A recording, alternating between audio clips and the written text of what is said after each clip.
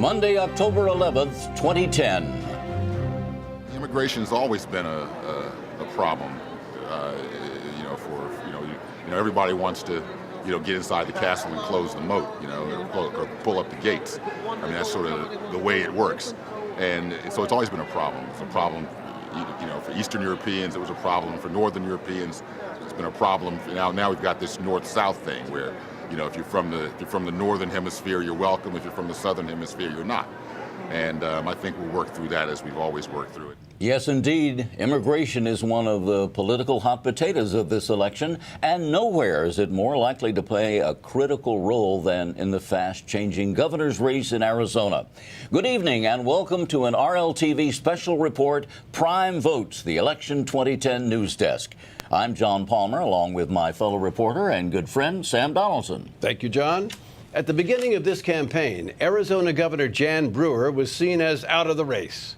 Then she signed a strict new immigration law, now under legal attack by the federal government, and her numbers skyrocketed.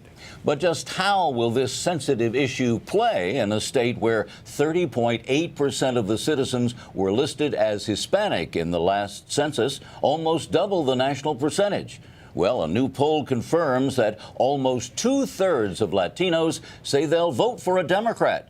But they don't appear eager to come to the polls this year. Only half of Hispanic voters say they will definitely vote, significantly less than the national average. So here we have a big turnout problem. That's right. That will hurt Terry Goddard, who's running against Jan Brewer. It's not only a passion problem, though, but in a recent poll in Arizona, John, Latinos were asked what the issues were that they were concerned with, and their top three issues were education, health care, and jobs, not immigration. And there's another big issue, of course, in the state of Arizona. With so many retirees there, they play an important role here. And they got some very bad news recently. Those that are taking Social Security checks once a month, those checks are going to remain the same. There's going to be no increase in the COLA, the cost of living.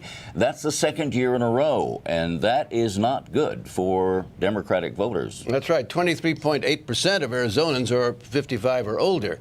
It may not be the biggest issue in the governor's race, but I think in every congressional race now, the candidates are going to be asked, if you're in Congress, will you vote to change the law, at least for this year, so that these people will get a cost of living increase, even though the price increase is flat nationally? Because remember, seniors have to pay for things that are different from the national consensus of all ages, and they're hurting.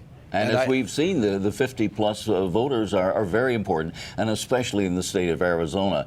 There was an interesting development in one of the debates recently with Governor Brewer. She gave an opening statement, and she was supposed to go for about 3 minutes. She went 38 seconds and just stopped in the middle of it. Very few times do you hear politicians stop and not have anything more to say about their qualifications as a candidate. That's right. But you and I have been in this business a long time, and we get mental blocks. You can, but it's just not an appropriate time to do it. But the thing is, that when we get a mental block, we just keep the mouth going. Right.